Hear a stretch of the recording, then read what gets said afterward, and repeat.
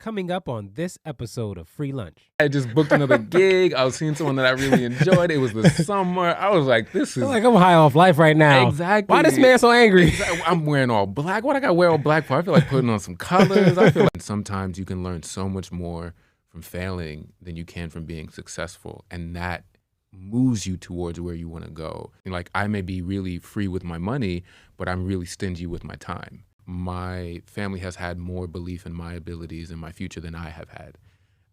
And I've had to lean on that. As an artist, as a creative, it's fortunate when a person can recognize their journey in other creatives. It's Free Lunch Season 3 with a special thanks to our sponsors, Bullseye-LLC.com, Ready, Aim, Bullseye, where safety is our ammo, Gen1LLC.info, Generation 1 Logistics, taking pride in putting our carriers first and helping owner-operators get premium loads, stay organized, and increase profit. And ScarletOakCandleCo.com, the self-care experts. What's going on, everybody? It's your boy Freestyle Gospel, a.k.a. The Real Free, with another episode of Free Lunch. And I have actor extraordinaire. I was trying to come up with some really, really great title, elaborate thing, but he's like such a humble guy. My man, Manu Kumasi. Yes, I got it right. Thank you. Manu, my man. Yeah, it's great to be here, man. Yes. Some of you may recognize Manu from the super cool, I discovered, TV show from Paramount, Evil. But I want to know, Manu, how do you introduce yourself? Who is Manu? The man, the myth, the legend. I'm a multifaceted guy. I don't think I told you this, but I'm an actor now, but I started, my undergraduate degree was in economics, bachelor's in business economics. You left that out. Yeah. I interned at Lehman Brothers for 2 years before they went down on Wall Street. And then I was there when they went down. Like, my internship ended a week before they collapsed. So that's crazy. Yeah, I watched a whole bunch of people go through some hard times on TV that I knew leaving the building. And I was like, wow, that's a thing. Wow. Yeah. And then the funny thing is, I knew that I wanted to get into management consulting. So I became a management consultant and moved to DC. I was there for about 6 years doing business strategy. Okay. And then management consulting. Yeah. That sounds like very abstract. And that is what it is. It's not, but like, it sounds like, it's like a title like you give like a Mafia boss member. He's a management consultant. Yeah, exactly. Okay. Exactly. And that's kind of how the game goes. Yeah. Because you invite people in to help with your business, and then they never leave. So it is kind of like the Mafia. Okay. And then I transitioned into acting after doing that for 2 years. I got into it when I was in college, but didn't really pursue it because I knew since high school I wanted to go into finance, into business, and then yeah, I knew since I was reading the Wall Street Journal in high school, so I was like, let's do this. Yeah. Love numbers. Yeah. But then I got into acting, and long story short, my grandmother was an artist. My other grandmother was a singer, and they didn't get to pursue their passions until one didn't get to pursue them, period. The other one didn't get to pursue it until late in life. And I remember them telling me to make this life count. So I was doing well. I felt very fortunate to be in business and to be making good money as a black man. Yeah. But I was like, all right, YOLO. I got one life, so I might as well give this a shot. And I did a theater program down in DC. But wait, so you said I might as well give this a shot, but did you, prior to that moment, in your mind, have an affinity or actual enjoyment of acting? It kind of sounds like a sharp turn. Was there a lingering or underlying passion for it already? There was. So one, my mother loved Shakespeare, so she raised me taking me to outdoor Shakespeare every summer. And at first I was like, this is whack. I'm not trying to do this, Ma. And then after a couple of times, I'm like, wow, these people are like really getting their life out here on stage. Like they're free. They're Yeah. free. You know, they're out there Exactly. doing their thing. And I was like, as a business person, I knew how to be very specific and structured. And I was like, how do I break out of that? How do I get into like, Okay. you know, something that feels a little bit more fun? So in college, I started doing debate. And I was studying abroad at Oxford, and they have this like big old, you know, union with multi-story seating. And I went up there and I participated in one of the debates, and I rocked the crowd a little bit with something that I said. I made them laugh and also proved a point. And I remembered seeing that, like their responses and being like, oh, I like this. Like most people are like, I'm nervous up here. And I'm like, no, I feel alive in a way Yeah. that I feel like I've been With this waiting. audience, yeah. Yeah, exactly. Yeah. So I was like, all right, let me see what I can do to do more of this. So when I got back to school in my final year at college, when I was writing my senior thesis on the collapse of Fannie Mae and Freddie Mac economically and managerially, yeah, right. I auditioned for this play, got into it, and then had to drop because I didn't have time to do it. But that was the moment where I was like, all right, let me see what else I can do to get me closer to this. So when I moved down to DC and I was working for the Mafia, I went ahead and started taking theater classes, and then just kept taking more and more, enrolled in a year-long conservatory while I was still working. So I would like, I know he rolled that off the tongue really smooth, guys, but that was a joke. That was, yeah. yes, you quite. you can't be too convincing. Yeah. So yeah, back when I was working for the Mafia, and then I just Yeah.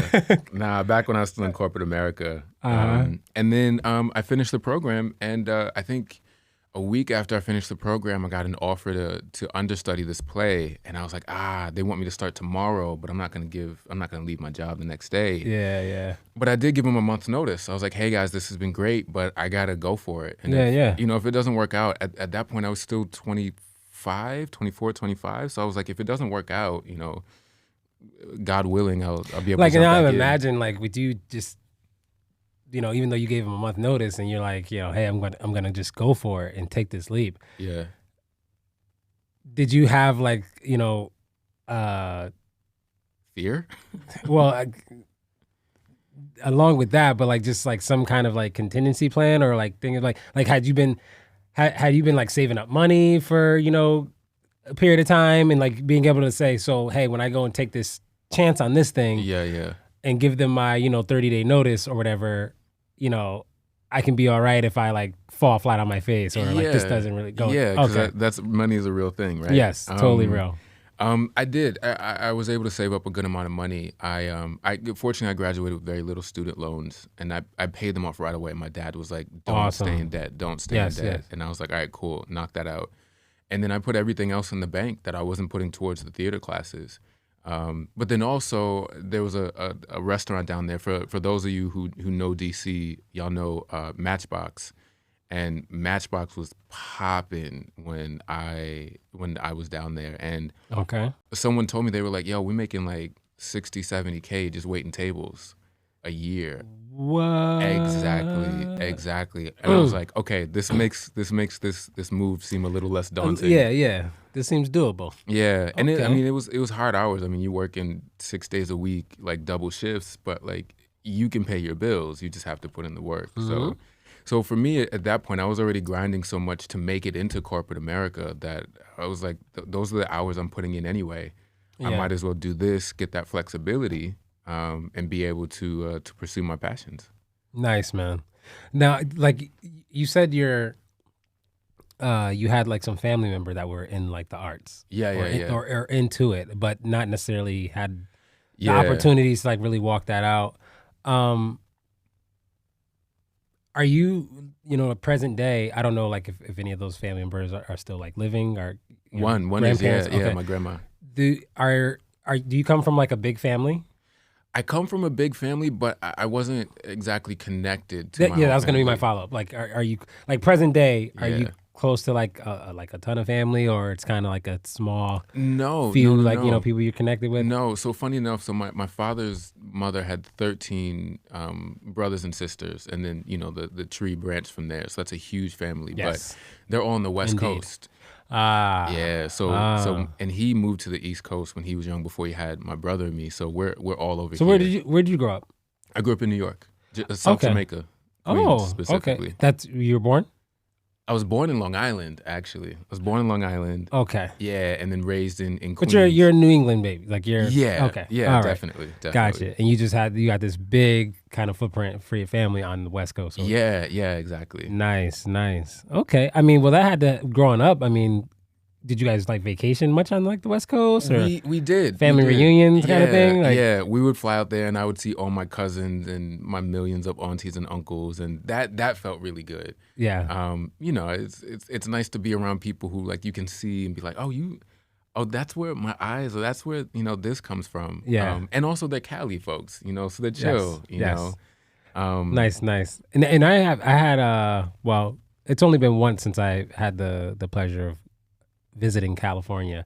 You gotta do it. That was for like a rap battle that I had. Whoa. Yeah. How'd it go? That was great. It was a really great experience. Unfortunately, that was like the only purpose of the trip. So it's kind of like a business trip. I didn't get a chance to really enjoy it much. So I definitely have to go back. But yeah, that's amazing to go from economics and find. But I feel like you hear about that more often than people would think in the arts, in the world of like film and TV. Like there's somebody, I don't remember who it was, but some like famous actor who has like a graduate degree in like something crazy like engineering, or like super smart people like that have like degrees and like studying something totally non-related to, you know, John Legend. John Legend, speaking of the Mafia, speaking of management consulting, John Legend worked for, and I'm saying this like I know him, but what I read was that he worked for Boston Consulting Group, which is one of the big three consulting groups. Mm-hmm. He worked there before he transitioned to music, so totally was going down the business route. And you know, he plays the piano, so you know his mind already works in that way. But yeah, there's a bunch of people who and I started out as a mathematics major. Yeah, exactly. But I mean, but you're also a poet, you know, and those two things. Yeah, like I think it's how, you know what? I think it would be. I think it's the poet first that finds the poetry in mathematics. You know what? You're smiling like you're like bars, but like you're real. That's real. Yeah, rather than like it be a distinction and saying my brain works like this and like that. Yeah. No, I think it only works this way. For sure. And it's rhythm. The poetic part of me found the poetry in mathematics so I could first get through it. Like I sucked at math when I was a kid, like grade school, like I'm talking about failing. Yeah. And then I had like this really awesome 5th grade math teacher, Mr. Sizemore. Right. Never forget that dude. Old, grouchy type, you know, old man. He was old when I was in 5th grade. I'm talking about gray hair, beard. He had a limp. I mean, he was like close to retiring. Came out the womb old. Yeah, man. And it was the craziest thing because every day we'd come in to his class in the morning, whatever his homework was for the previous day, we did like this thing called like group work correction. Okay. So, or classroom like correction of our homework assignment. So everybody would come in, he'd say, tell everybody to take out their homework. So whatever the math worksheet was for last night, and swap it with someone in the room. Yeah. And then he'd go one at a time, you know, go on the answer, and you're supposed to correct the other person's paper. Yeah. Right? So then you swap back, get your paper, and then he had this thing where, I mean, this is totally not, you know, social emotionally sound, you know, in the the buzzwords and things, modalities going around in education now. But he would then say, if you got one wrong, if you got 100%, raise your hand. If you got one wrong, raise your hand. If you got two wrong, and so on and so forth. And so it was this really like embarrassing like time in the class when like he did this, for especially if someone like me, if you like struggled. So it was like, you know, raise your hand if you got, because eventually he would only go up to like 4 wrong. Yeah. And then after that, he just was like, raise your hand if you got more than 5 wrong. Raise your hand if you 5 suck. or more. Yeah. Raise your hand if you totally bombed. And so I would be in that group. And he would always be pushing this idea for people to come to school 15 minutes early. And I'm like, you're in 5th grade, man. You're not trying to come to Yeah. school earlier than already you got to come? You're still at the corner store getting your Yeah, breakfast. exactly. I'm still getting these hot chips over at the corner store, man. And so, like, one day I just ended up taking him up on his offer. Because I got, embarrassment was big for me growing up. Yeah. And I was that kid that was like, you know, even with my mom, like, you know, growing up being, you know, raised by a single mom, you know, she didn't have to worry about like, you know, giving me spankings or, you know, anything like that as far as discipline for me. Like, she knew she had my attention. Yeah. If I felt embarrassed, that was life-changing for me. Like, it would curve my, whatever the thing is that I got embarrassed about, curve that behavior like that. Free. That's a dangerous tool for your mom to have. Yo, so going in the classroom in this experience, man, I'm like, you know, I got to start coming in early. So I came in early one day. He helped me out. You know, I forget whatever the math was. And I'm ready for this morning's corrections now. Yeah. So I get my paper back after being corrected. I got 100. Hey. So he's like, raise your hand if you got 100. Raise my hand all proud. And now when I think the embarrassment is over, he goes to embarrass me a little bit one more time. But it was cool. He calls me out because he's trying to rally other kids to get on this wave of coming to school early. Yeah, yeah. For extra help. So he calls me out. He goes, Mr. Elliott, you mind standing up and telling the rest of the class why you got 100? They're like, bro, you can't let me live? Yeah. Like, let me just ride this wave. Like, let everybody like stand in awe of my genius. There's the embarrassment coming. You know, but nah, it was cool. And I just stood up and I smiled and I was like, because I came in early and got help. You should have been like, because I'm the ish. Because I'm that dude, Because I duh. don't suck. Mr. Size, because I don't suck. Nah, but yeah, but you know, it's finding the poetry, I think, and other things. And I think it's a cool thing for, I think I'm learning as I connect and network with other creatives, you know, like yourself, other rappers, you know, whether you're in TV, models, painters, clothing designers. That's the last episode that just dropped a while ago. Yeah. With the clothing designer. Like, I'm realizing that so many of us are like that. That is a true thing. I listened to that podcast and shouts, and I don't know him, but shouts to T Montgomery. Yeah.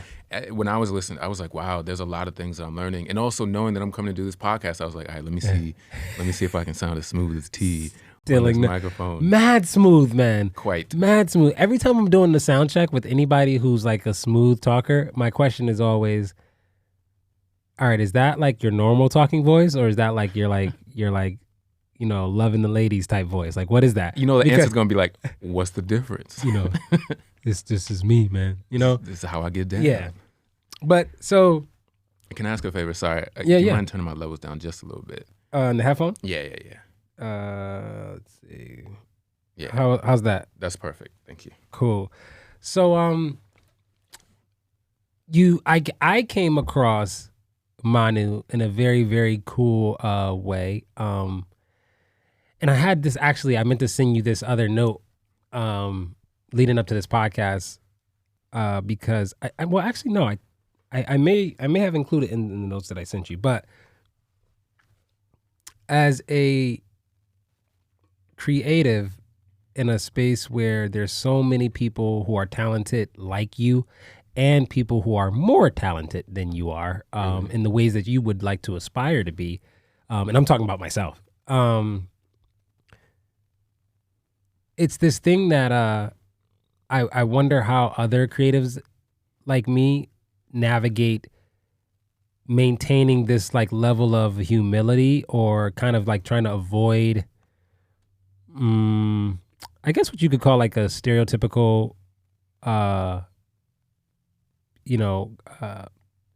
A actor, type, where it's like, make sure you got all my blue M&Ms when I come into the studio type thing. It's not like, so how a person, as they grow and evolve and get more opportunities in their creative space, no matter what it is, you're into, whether you're a rapper, actor, whatever. what are some of like the processes that you intentionally put in place, or things that are part of your upbringing or mindsets you have to keep you humble as you grow? So for me, one of the ways in which I've always tried to be intentional about that, and never growing to be this arrogant person, or always kind of remaining humble as, God increases me and elevates me in different spaces, is through what I, have heard explained as servant leadership. Okay, what's that? And so for me, I look for opportunities to be of service. And not only just for the sake of doing it, but I look for opportunities to be of service exceptionally well. Right? Like, so even for like the guests that I have come on the show or in the podcast, like I really go out of my way to get the best drinks for them, for my, guests, and even the other, customers, people who rent out my studio, for their podcast shows. I get the best, expensive water I could find for my guests. I usually only have Fiji in here. Having like hot tea served, and for my guests. So I'm always trying to find the best way I could do this. And with that degree of intentionality, it does, actually two things. It keeps me humble, but also it impresses upon the recipient the same ideology or concept. Like for them to even take a second look at it and go, hey, I might actually want to begin implementing this in my life. So I say all that to say, one of the ways in which, like I said, how I met Manu is I had the opportunity to be both used as an actor, doing some of my voiceover, and as a servant in a serving capacity to just be one of Manu's boom mic guys. Yo, and he killed it. And so for me, like, and I did all, like, those who've been following my, journey and following the podcast and the platform for the last few months, and, know from October all the way up to this year, February, I had 4 surgeries, a rib removed, due to a blood clot. So my shoulder's been, recovering better and better, more and more each passing month. But, it really meant a lot to me to make sure I was able to show up on set that day for that opportunity. Somebody else could have did it. It wasn't like, I was, they in dire, needed me. But I jumped to that opportunity so that I can simply serve and have, again, a hold on how I maintain my humility really gratitude as I elevate and get exposure to, bigger platforms. What is that like for you as you I think you told me before, like, you've been acting now for about 10 years. Yeah, exactly. And with each passing year, I would imagine more opportunities have come your way and things have gotten, bigger. As that has happened for you, what's been kind of the either ideologies, mindsets, or things, tangibly that you've actually done to keep you humble? Like, so there's a couple of things that I could list, and I will, but I think the main thing, I'm big on, like, I'm big not on like having a list of things, but more so having the right mindset and the right intention, like you said, because all of the things will naturally come out of your intention, right? But if you do all the things, you may not have that intention, and so when you're done with those things, you may not actually like continue on. And so to be a little less abstract, like, one of the things that I remember is why I got into this, and so therefore, like, what movie am I playing out as I go through it? And I chose to walk away from a pretty nice setup that I spent years creating and a lot of hustle creating, and I chose to start fresh in a different industry. And I needed to know, or like in order for me to do that, it came out of me having a passion for this, and it also came out of a curiosity and a desire to grow through this thing. And so keeping that as in the forefront of my mind of why I'm doing this, and that to me, like, provides opportunities for these list of things, to come out of things that I'm gonna do.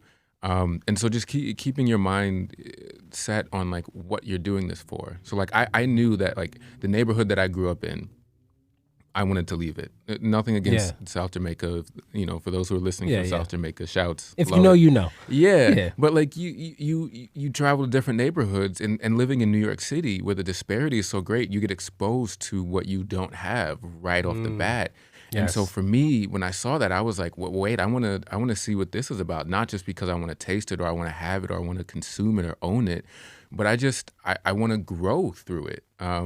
And so I saw an opportunity to grow through going into business, but then I saw an opportunity to grow not just my pockets, but to grow my soul, my spirit, my person through art. And to have the opportunity to do that, coming from the neighborhood where I came from, many people don't have that opportunity. And so keeping that in mind comes with the list, you know, it just provides a list of things of having a mentality of service or surrounding yourself with people who are better than you, which again, shouts to T. Montgomery. I remember he said in the podcast, but also like really recognizing that the sky's I can grow, people do grow into things way beyond their imagination. Absolutely. And so if I get comfortable, then I miss out on what, you know, back when I believed in God, I'd say what God can surprise me with. Yeah. You know, and you know, I'll give a shout out to my girlfriend. I, you know, happened to be in a relationship with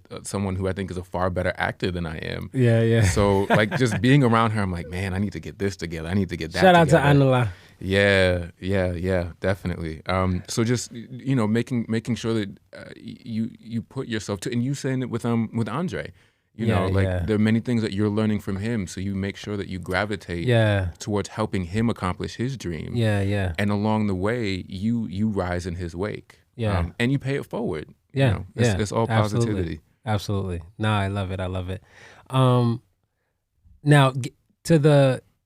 back to the appearance on the Paramount show, Evil. That your role, because I just, you know, started it, so I didn't come across your role yet. What is your character? So I show up in season 2. So you got to make it. I got a while. Yeah. But I'm an Air Force pilot, which is funny because my grandfather was an Air Force engineer. He built the engines for planes. Hold on. So they're getting ready to have season 3? Yeah, season 2 came out already. Wow, I thought season 2 is what was getting ready to come out. No, they're shooting season 3 right now. Oh my God, I'm really behind. Yeah. Okay. So you're like this Air Force pilot who's covering up a UFO appearance. Come on, just like the Mafia. Yeah, cover all up. Day. This thing of ours all day. Okay. I won't say more than that. Yeah, you can't you know, spoil it. Yeah, okay. Especially since the show itself has a lot of mystery to it. But I pop so that's up the role. and okay. Yeah. When it comes to having like a particular role, like for me, you know, so far I haven't had like many TV or film appearances, but just I guess you could say like archetypes or, you know, personas I've done so far has been, you know, a prisoner, a rapper, church minister. Sure. And that's I think that's it. And then aside from like a ton of voiceover stuff. Got it. So for you, you know, going from like character to character, you know, role to role, what's the most difficult emotion, I would say? What do you find like trickiest emotion to exude or portray? The trickiest emotion. I'm trying to think of so maybe emotions is not the correct word either. I'm just like a persona. Like what's the hardest persona? Okay. Like cocky, you know, painfully hurt, you know, distraught, like, you know, like what are the tricky ones for you? Distraught, actually. Yeah, because to me it's the most vulnerable. Like some people say, like I'm the most vulnerable when I'm angry, or I'm the most vulnerable when I'm happy.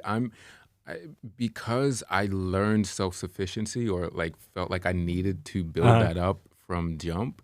Being in a place where I can like be needy. Needy is not the right word, but where I can need someone else to help me to get through something it takes a lot more work for me to do it because Oh, I don't sit there because easily. it's so detached from. Do you see how I'm sitting with my hands folded? Like you put me like I'm in that space now just thinking about it. Oh God! Because it's like kind of really detached from who you are actually. Yeah, I don't get it for free. Yeah, I have to work at it. I like that. I like that. I don't get it for free. Yeah, I like how you worded that. Yeah, well, I can't take credit for that. That's Yale drama. That's Yale drama. Shout out to Yale drama. Yeah, when we came in, they said there are certain things that you get for free. Congrats, we're gonna take those away for these 3 years that you're here, and we're gonna help you learn how to build these other things that you don't already get for free. Wow, I like that. Yeah. That's profound. Yeah, and it Nice. works. Like I don't think I was cast in roles that I would typically play until like the end of my final year. Like, Wow. yeah, like I was one of the oldest people in my class, but they had me playing like super young roles on stage, to put me in a space that I don't, To make you uncomfortable. to make me uncomfortable, but to get in Be touch with. water, my friend. Yeah, exactly. When I'm on fire. Yeah, exactly. Wow. That's dope. Okay. So, well, you used another term. So vulnerable Yeah. is like the I think the trickiest one. It's hard. It's hardest for everybody to be vulnerable. I think the thing is like, what's your specific vulnerability, right? Like Yeah. like you may not have a problem just voicing, hey, I need help with this from you, Manu, to get me to the next level. Okay. Right? My pride is something that I have to work through. And also the fear that I have to owe someone something is something that I have to work through. And those are big things for me. Other people may be like, hey, you get there how you get there. But for me, there's I may that. have to owe someone. Yeah, and that's a thing. You know what though? That's interesting because is that so much of, or I imagine it would be different how each person is coming at that statement. But you said the fear I may have to owe someone something. I think when I think of that for me or apply to myself, it's not so much like the fear that I owe them something in the sense of, and if I don't, there'll be some like negative outcome, or they're gonna get me, or Mafia. or whatever. I think for me, it's like I'm going to feel compelled to give them something in return. That's in a positive way is what you're saying. Yeah, but but for me, it could be such a desire that it grows to the place of discomfort and almost like to a self-sabotaging degree, like where like it harms me and I take it further than it should, like that compulsory feeling like I have to pay this person back, not from anything they're doing. It will all really come from me. And sure. that's the thing like that I know about myself that, to your point, would make me have a fear or thought of that. Is like, I know you're telling me, because and tell me if I'm wrong if this happened to you, like somebody will tell you like, listen man, like I got you, don't worry about it, and in your head you're like, nah, I gotta pay them back, I gotta do, and the person will be so genuine, like, no, trust me, really, man, it's cool, like, nah, free, no, I got you free, and it's just like, for me, and I don't know really where that comes from. I don't know. It can be a bunch of things. I mean, it could be that they'll ask you to do it at a time where it's not opportune for you. It can be a fear of not having the resources. It can be, what level are they asking you to pitch in? It's, and to me, I'm going to take a huge left real quick, but drama, poetry, math, designing clothes, all of it is, to me, based in relationships. Right? It's how you communicate with someone else, what you give to someone else, what they give to you, how you two work together, what type of family you create. And within those relationships, everybody has limits. And the limits are different for everybody. And different depending on like what you're looking at. Like I may be really free with my money, but I'm really stingy with my time.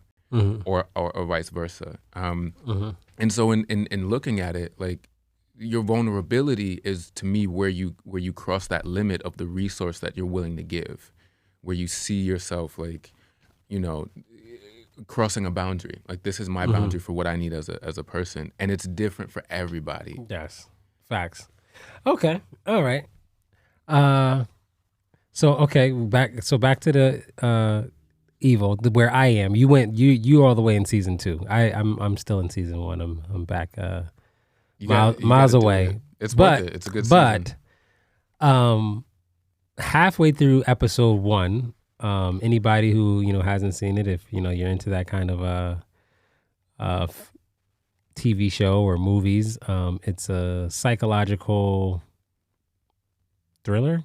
Would you say? Yeah, kind of in that genre. If you're into like scary movies type thing, to each his own. I know some of you are extremely scary, but so in the halfway through episode 1, one of the lead characters says this quote, and I wanted us to chew on this for a little bit.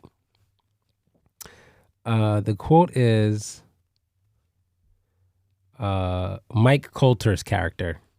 I forget the name of his character. I forgot the name of his character too. But he plays like he's an employee of the Catholic Church. Yeah, in some role. He's studying to be a priest. Okay. Yeah. All right. So he's in that kind of role with the Catholic Church, and he's working with this clinical psychologist character. Right. And he says, so this person is very stereotypical at a scene that they are in this episode.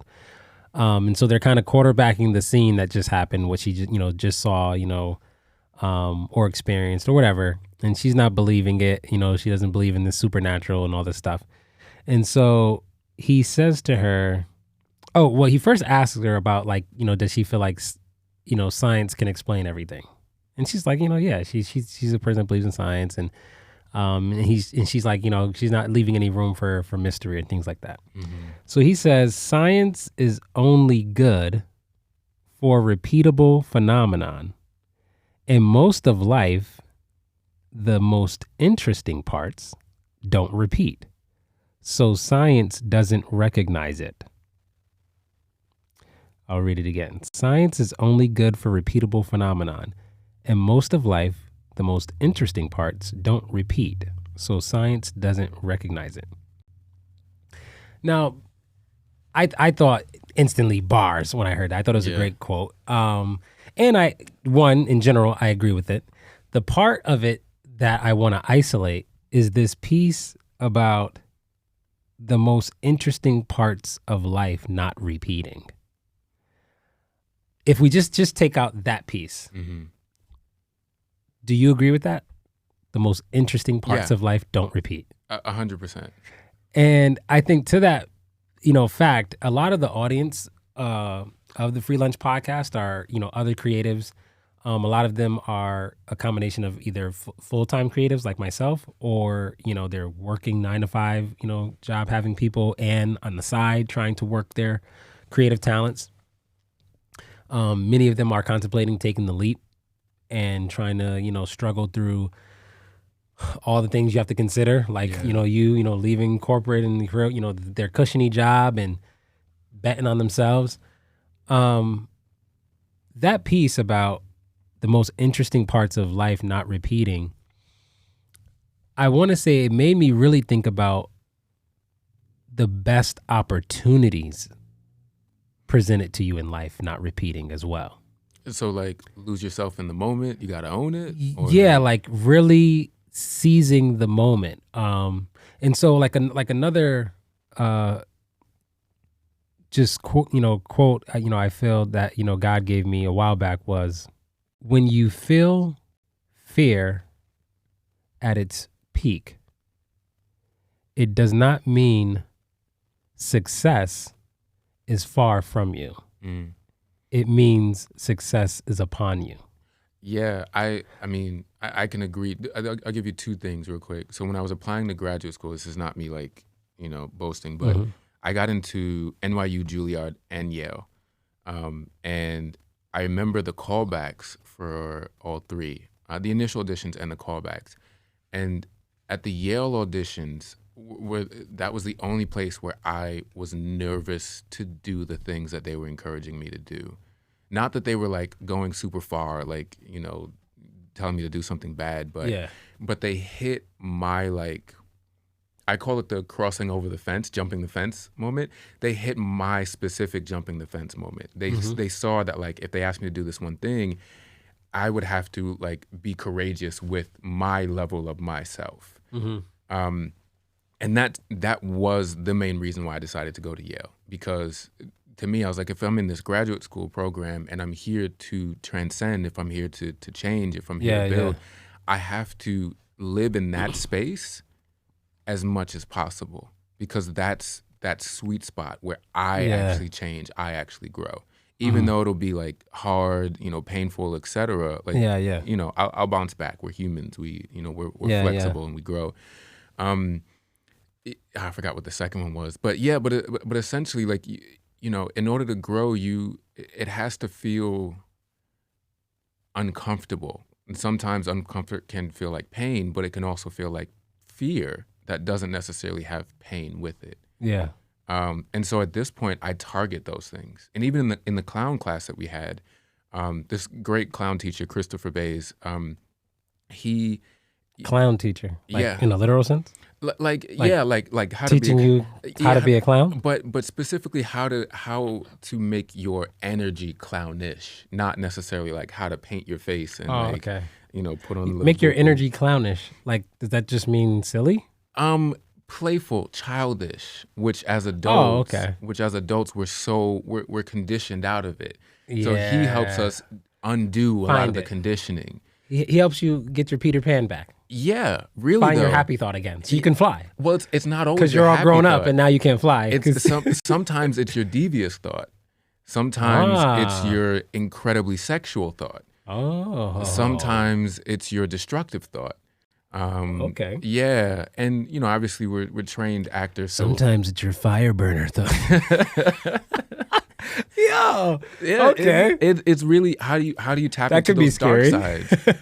All right. How do you tap into the dark side, that Jungian dark side that you put too far away because you're now in a suit and you carry a briefcase and you gotta fit the square peg in the square hole. And so I remember taking the class with him at these auditions and just going like, oh, he sees what my dark sides are that I keep together because I was raised really well, and he's trying to trying to tickle those things and bring them out. Yeah, and I saw that and I got scared, but I was like, that's exactly where I need to be. If You know what? That happens to me. Like we more recently, like in my like immediate family, my household, and then like a couple events with like close friends. I've been toying with this very distraught, bawling, breaking down character. Okay.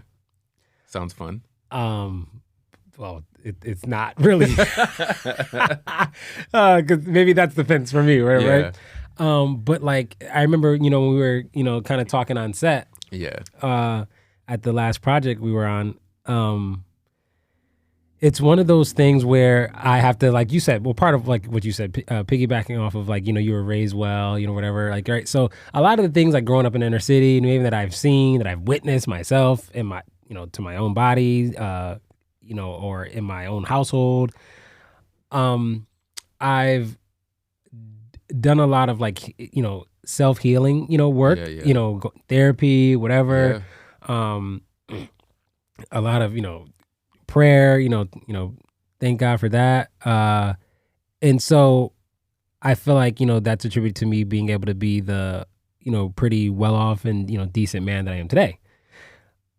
But then when I'm taking on like some of these, roles, like case in point, the prisoner role that I had, right? I've grew up with, family members going off to prison and, these experiences and knowing what people in prison or sentenced to prison or things like that look like, right?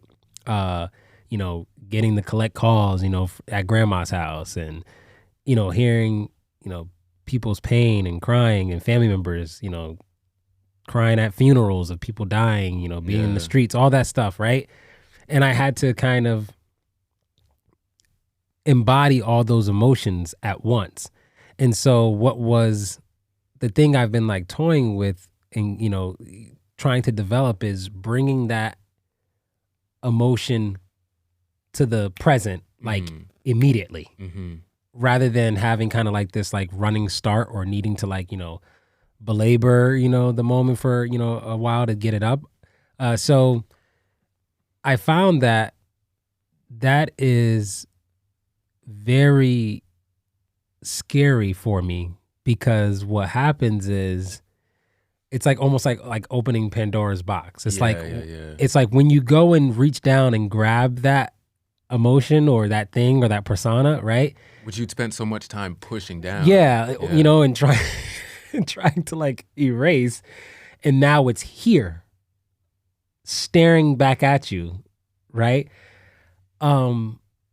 You can like lose yourself, you know? So jokingly, like, right, a lot of like my friends or the people around me, like when I'm doing this, they don't know this is what psychologically, like mentally happening in my mind. Like I'm toying with this thing to like, you know, see how quick can I make it appear and then make it go away. You know? And so I'm doing these things like, you know, laughing, joking around with like friends, and then like immediately turning a laugh into like a cry. And they're like still laughing because they're thinking like, you know, Freeze is being silly, but I'm like, wow, I was able to bring that up pretty faster than last time. Like turning on a dime, you know? But yeah, that's been a very, very like, you know, scary thing. But to your point, I would imagine if I was going to, you know, Yale School of Drama, it'd be the thing that, like you said, the teachers would be trying to purposely pull out. Free, your brain is on, dude. I can see it in your eyes. You're a curious person, man. Yeah. You're a very curious person. I can totally see you in the middle of a conversation. Everybody's chilling, and all of a sudden tears, just to see if you could do it. Just to see if I can do it, man. And the crazy thing is, it's like, you know, I think I mentioned too in like one of our talks is what I found for me, what acting means for me, or acting defined. I used to think it meant, as I watched people who I thought were great actors on TV, like Viola Davis. Oh my God. Yeah, and especially for film, which is that so woman, different than theater, which she also kills. All of her emotions on film, on screen, captivate me, man. Like more than any actor, male, female. And so what I used to think is that these actors on TV are faking that emotion. Could be. But for me, what I realized was happening is when I now got in front of the camera, for me to do this thing called acting, and for it to at least look good, right? Again, I'm that kid that doesn't like to be embarrassed, right? So if I'm going to do a thing, I'm going to do it to some degree of, you know, like it's going to be good, like, you know? So I'm like, I want my acting to look good and to look real. And I'm like, there's no way I can fake some of these, you know, situations or these emotions. Like, and so what I found for me, acting defined is actually not acting or faking at all. It's actually real. When you see me on the screen or hear a voice, you know, in a voiceover, I'm actually finding the emotional memory of that character that really exists in my personal life. Thus far. I think because I grew up with such a wide array of different kinds of family members, different experiences, I like to think I have a you know, I guess you could call it, you know, like a Barney bag filled with every color of the rainbow. Basically. Your emotional memory. Emotion, like I can find an emotion in my actual real life memory to match any character script that's put in front of me, I feel. And so that's what I found myself doing is, okay, you need to feel like this or feel like this for this character's role. I go on my memory bank. Sometimes I can find it quick. Sometimes I got to do some more deeper digging, but eventually I find it, go grab it, come back on set, and then here. So now you don't see this guy. Free is not faking this moment. The moment is real. He simply has transferred it from a moment in the past and brought it here in front of you right now. Like that's actually happening to him. Whatever he's feeling right now, Yeah. that's a real thing. I gotta see you act, man. Yeah. And that's a real thing. Like, you know, pulling one's own experiences and just you know, living that out. And for the most part, I'd say like audience members won't know if you're Exactly reliving something you experienced, or if you're either way, you sell the story. Yes. The audience member believes. Because Viola looking like she done lived the real life of every single character. Yo, really? Like yo. She, you know, just to say it, she I'm down sure to the snot coming out her nose. Like I'm like Viola, I'm that standing happened. right here. That happened, Viola. Yeah, exactly. Oh my god. Pearl Brown. Yeah. Yes. No, but like shoot, I forgot what I was gonna say. Oh, I was gonna say one, Viola Davis. I have to look to see, but like I don't think she ever played Nina Simone. But I would have loved, or would love, you know, because she could still do it. I would love to see, just because speaking of someone who just had all of her emotions just like there. Like you can hear it. You can hear it decades later in Nina Simone's work that she was just like, I am here with everyone playing this music. I'm not going through the motions. Yeah. I'm discovering stuff in the moment as I'm playing with you. And you know, I think, you know, Viola Davis would be someone who would do that story and that person, you know, that creative justice. Yeah. But what I was gonna say is that, you know, I think when I first started acting, I felt the same way. I was like, all right, if I can like pull something from my memory and put it into what this character is going through, then I can nail it. But like personally, I got burnt out doing it that way, and doing it so often, especially doing it for theater, because you're doing it 7-8 times a week, where you're just like, all right, let me pull up this trauma. Yeah. Because it might be quick and effective of a strategy, but it's not a sustainable one. It's not sustainable because it's really draining to your actual body. I'll tell you, I got the opportunity to play Hamlet, which I didn't think I'd ever be able to play, period. But I remembered, like, there was one day, and you know, for those who don't know Hamlet's really mad, really upset at the beginning of the play, and kind of the whole play. But I remembered walking into the theater, getting ready to do the show one day, and I was just feeling great. I was just feeling great about life. I had just booked another gig. I was seeing someone that I really enjoyed. It was the summer. I was like, this is... I'm high off life right now. Exactly. Why this man so angry? Exactly. I'm wearing all black. What I got to wear all black for? I feel like putting on some colors. I feel like going out having a drink. And I remembered I spent like a smooth hour just trying to make myself mad. And I started laughing at myself because I'm like, Manu, what are you doing, bro? Like, I can't. It's hard to go from having like the really great day into pulling up the trauma where you're at your lowest. So one of the things that I do, and Free, you and I spoke about this a little bit, you can pull up trauma, you can pull up whatever, you can pull up an emotion from like going to a place where you experienced yourself. But I think what's underrated a lot is letting your body lead you first. So to me, pulling up an emotional memory is more of a cerebral thing. It's emotional, but it's you know, it's in your psyche. So it's and I think what's underrated is doing things with your body repeatedly puts you in a specific space. So like if you're really upset, if you like walk around punching the air, you know, in celebration, you're gonna your emotion is gonna follow that eventually. And you know, and the same thing if you're really happy and you walk around punching down or stomping your feet, you're gonna start to get in touch with some of that anger, or some of that disappointment.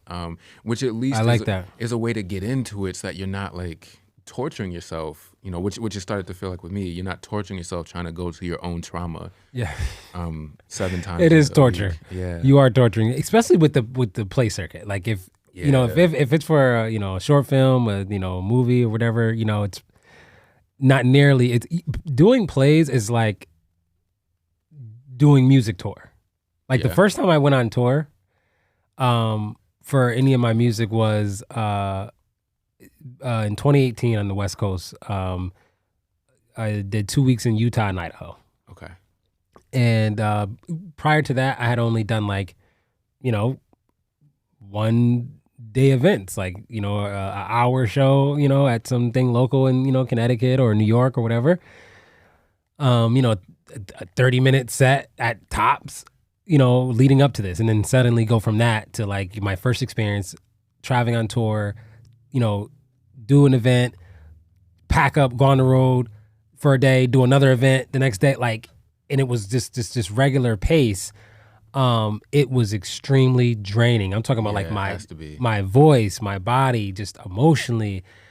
So for you know, play actors, like I have a whole nother respect for them. Like the stamina for the characters and the roles that they play. Like this is not just okay, you was able to pull that character off at the audition and get the gig. Like no, can you pull that character off, you know, every night, sometimes multiple shows a night, 3 times a night. Yeah. For 6 nights in a, you know, and still live your life, because the thing about film That's crazy. is that like once you're done with the shoot, you're done. You know, you can do whatever cool Yeah. down or expulsion that you need to get it out and go Yeah, with yeah. your life. But with theater, you do that every night and you get it out of your body, your system. You do that hopefully so that you're not like walking down the street still in Hamlet when you pick up your bagel in the morning. Yeah, give me that bagel. Oh, I know God. you killed my father. You know I don't like everything on my bagel. Yeah, so you got to drop it and then pick it up again the next day, and so really there's a rubber band of your body, of your emotions, of your stretching, that you have to know that like at night Yeah. I'm going to stretch it out this way, but at the end of the show I have to be very specific about making sure that it comes back down to its original space, so that I don't, no play on Yeah. words intended, but so that I don't snap on somebody Uh-huh. when I'm walking down the street. Yeah, yeah. And that muscle, you know, is to me the thing, and that's the thing that can be draining. Where after a full run, Yeah. you're like, man, I need to go take a break. But yeah, that's the muscle that needs to be there in order to do it every night. And like you said, you know, from touring, man. Yeah, nah, it's draining. So what is the being in acting for, you know, 10 or so years now, what's the biggest thing you've learned over that time span? What's the biggest thing you've learned over that time span, and what's the biggest thing that you are still hoping to learn in this career as an actor? So like I transitioned from business, so from being, you know, strictly with a business mindset into being an artist. So I think the biggest thing that I learned is just what I learned from getting more in touch with my artistic side, because it's a different brain, it's a different way of looking at the world, it's a different way of living with yourself. So what is that? What have you learned? To let my mind go. I guess that's the biggest thing, and it's gradual, you know. So Yeah. I wouldn't say that I am where I want to be. There's people, you know, that I look up to, where I'm like, their mind is just free. It is either just not on and they live completely in their body, or they're just so much more instinctual. But I think Who's the person in film or TV you look up to the most as an actor? the most right now, Like who's the like for me it's I gotta. Viola's up there. Me too, but I have to say I have a huge crush, you know, actor crush on Mark Rylance. Mark I don't know Rylance. that. He, I'm horrible with actor names, by the way. He, if you saw Don't Look Up, he played the guy who would be Tim Cook, the head of Apple. He won an Oscar. I think at this point it has to be like 4 or 5 years ago. He's a British actor, so maybe he'll be the one who's like, I don't need to feel the emotions, I just need to show them to you. So what is it about him specifically that? There's 2 things. One, his freedom, but also his specificity. So his form.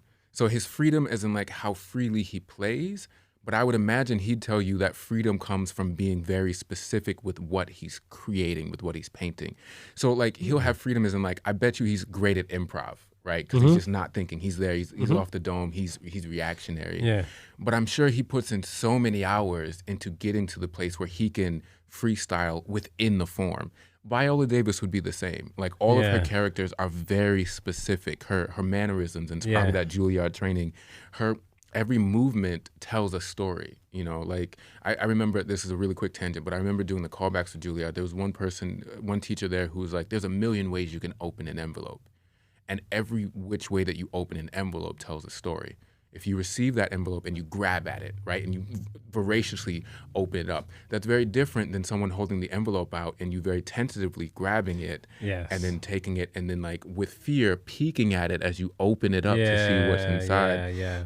Those are just, I mean, there's a million ways that Yeah. you can do every action, Yes. and every action tells a story about how you interact with that object, what you think is coming with that object, the story you want to tell about the future of that object, and even how you play with the audience, right? It can be great news that's in there, but instead of grabbing and like opening up, you can do it as slow as possible just to build that suspense so that when you get that great news, it's an eruption of uproar. and so the thing that I see with Mark Rylance and Viola Davis is they're just very specific with their movements, but everything seems so spontaneous, which to me says that they've done enough homework, they've done enough research, they've done enough practice to find that play within very specific choices and movements that they do.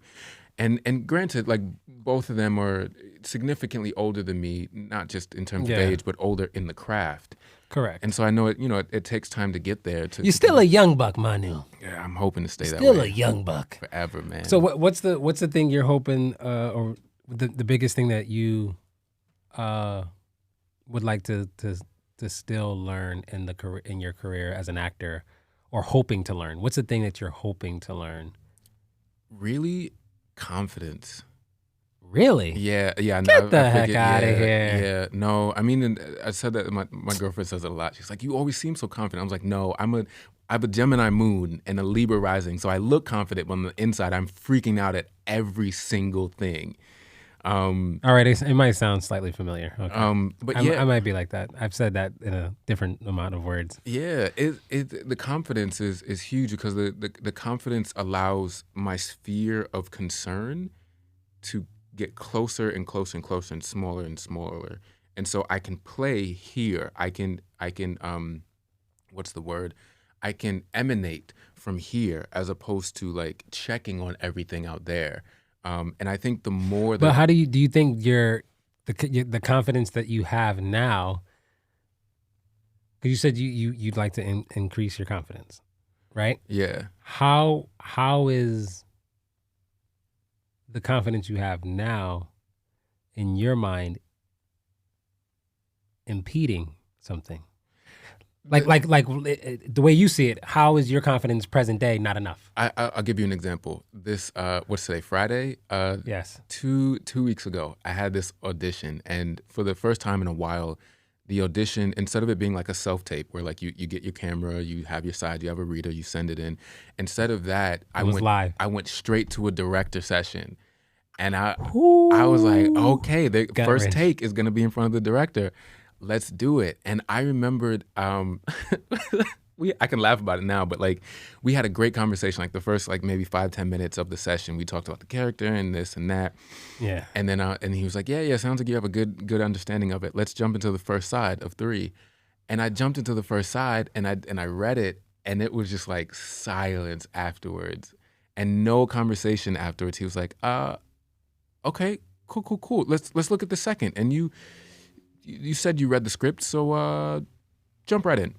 Did the second one, no conversation. And he went, yeah, let's do the third. Did the third, and he was like, all right, thanks for coming in. And again, so on the outside, the Libra, I'm like, hey, yeah, it was great to read with you. Thanks for writing it. Hopefully I'll talk to you soon.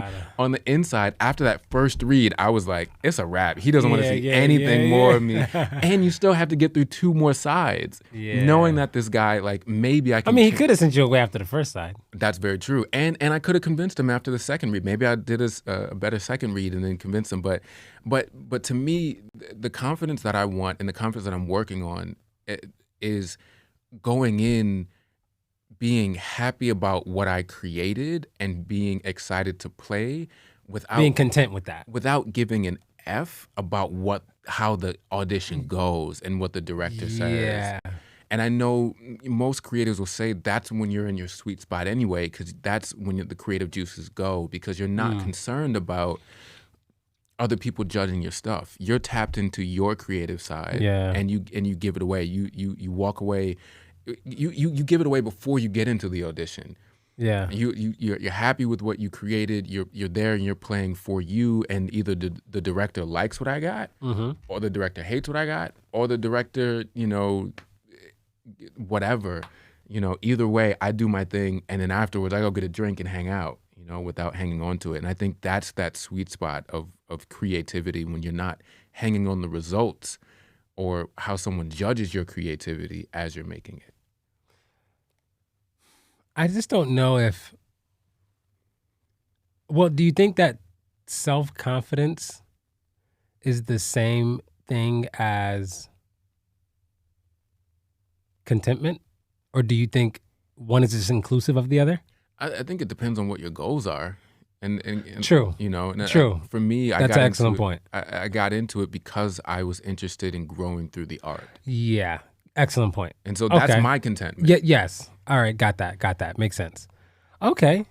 Awesome. All right. Well, what about you, Free? I'll ask you. What do you have as a goal, as a poet, as making podcasts, as a creative in general? Well, for me, like it's really, this. I have like this really deep thought about it. I hate sounding deep because it's like I have almost like these outer body experiences where I'm standing outside myself, looking and listening to myself, and I'm just rolling my eyes while I talk. But so for those again who follow the platform, I'm a Christian. I believe that I'm made in the image of God, and I believe that God is everything. And so, agreed. To a large part, I feel like, almost like the transitive property in mathematics. If God is everything and I am made in the image of everything, then I am everything. Right. Right. So when it comes to like, whether I'm like writing poetry or I'm making music or I'm sketching or I'm podcasting or I'm voiceover acting or I'm acting on TV, I am simply just expressing all of these just magnificent parts on the inside of me. And I think that becomes, part of like my goal or the plan for what I want to achieve ultimately is with the gifts and the talents and the things that are put on the inside of me by God. I want to express them to the fullest extent, so I want to be able to feel free to do that, pun intended, which is why that's, the name that I, chose, The Real Free, and our, catchphrase is be free for real.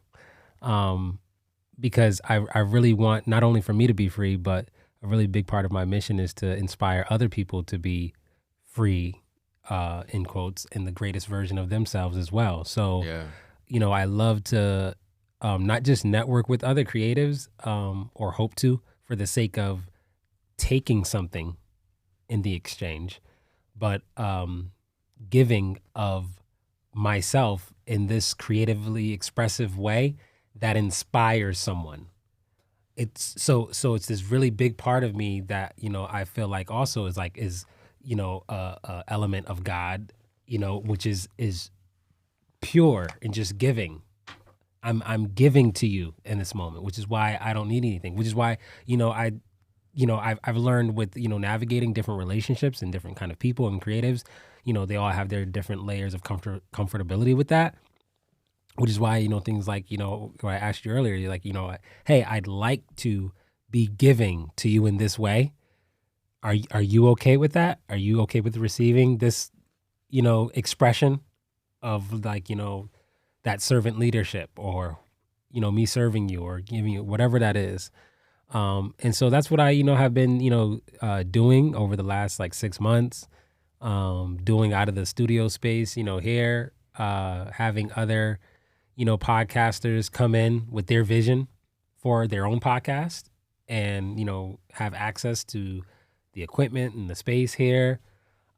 Because it's like I get to kind of stand on the sides and watch and feel like, I had a small part to play in another beautiful thing and manifestation of, who God is. Like I got to play a role in that. I got to sit down and have a conversation. I got to inspire. I got to,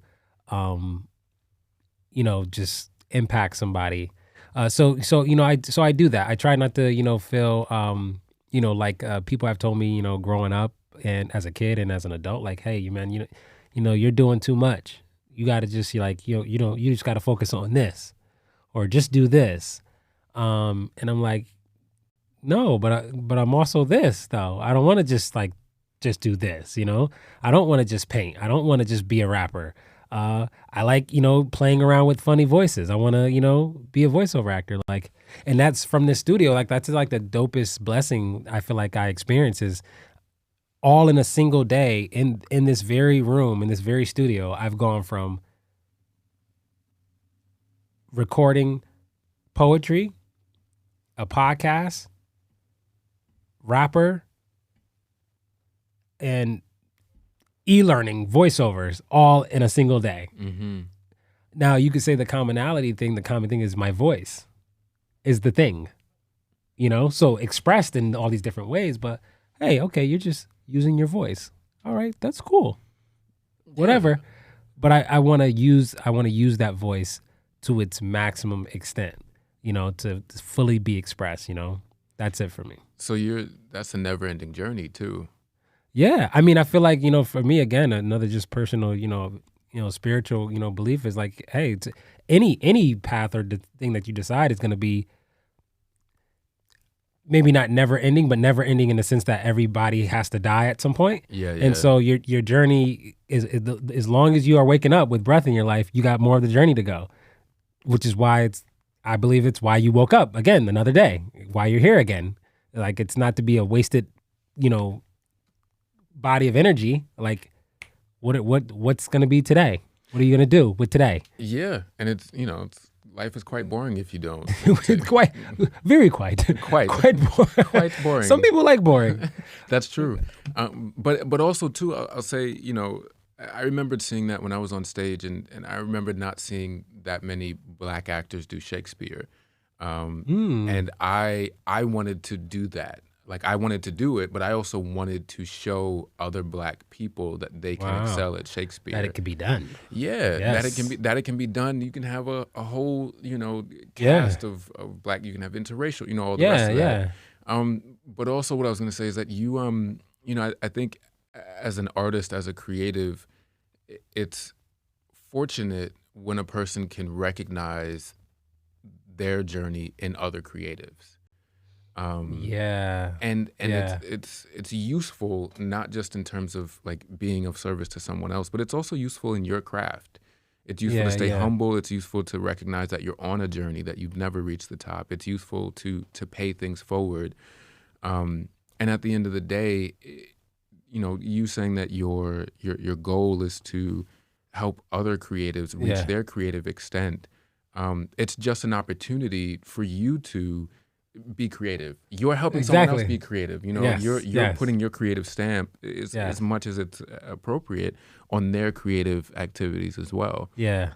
And that's real. I see that in the students that I coach. I see it in just being in a room and helping someone find their vulnerabilities. I see it with the folks coming at Yale after me. Like, I went to the Yale showcase. Shout out to the class of 2022. I went to the Yale showcase like 2 days ago, Monday and Tuesday, and I remembered walking in and just having the opportunity to just give them love while they're going through something that I know was incredibly stressful for me, because your life is about to change. No matter what happens, your life is about to change. It's about to change forever. You're starting this new trajectory of postgraduate life in the real world. And I remembered walking in and seeing everybody and like seeing the looks on their faces of like, I got this, but also, what is this? Yeah. So I get the opportunity to pay it forward. And that, just being able to do that means a lot to me, because I get to help someone else have a smooth transition into the rest of their lives. Yes. And that to me feels good. I'm helping someone else be creative. And that's why just that whole, paying it forward sentiment, I really, really appreciate it. And I would add shocked for you to even agree, coming down to the studio. today. For But I sure. was just like, hey, it looks like someone else further along on the path, that I've stepped on. I want to get a chance to absorb some more of you, get insight. Like how you said, you called it, peeped it well. Like I'm just that curious like person. Like I want to know, I want to sit down, I want to talk. But you have people who are at different points in that path that you may be on, and they can't be bothered. They're Yeah. too busy, or it's like, and it's I think honestly, as much as I'm grateful and appreciative, I think for the individuals who don't, I think the loss is theirs. Yeah. Not for the people who tell me no. I think the loss is theirs. You get to have this very satisfying, I think, part of your journey when you reach back and extend an arm. When you go back and extend a word of encouragement, of just, like you said with the students, you go back to like you didn't physically like help them or give them something per se, but hey, just words of that show or portray I see you. Yeah. I Yeah. acknowledge and I see you, and I respect that. And Keep going. and to me, the funny thing is, I'm glad that you said that, is that being creative is about being seen. Being creative is helping yourself be seen in terms of like Yeah. putting yourself out there, Seeing yourself outside yourself. seeing yourself outside yourself when you get deep. But Yeah. but it's also making someone else out there feel seen. Like Yeah. me being a Black Shakespearean Yeah, actor, yeah, I yeah. help someone else see themselves in this role in a way that they haven't seen before. You know, Awesome. I'll even throw it back again. One more shout out to T. Montgomery. He said that I can't remember if it was you or him, but the takeaway was that like, if you can help someone see themselves in the clothing that you wear or how to Yeah. rock it, Yeah. then now you see how to move forward in your life in this fashion way. Yeah, You know, yeah. a lot of it to me, like I'm gonna stand on my soapbox, but a lot of it is relationships and being seen in these relationships. Yes. Indeed. So while we wrap up near the end of our show, it looks like you just already dropped a line of amazing gems, but we have to leave the people with some free food for their soul, just like lunch edifies the body.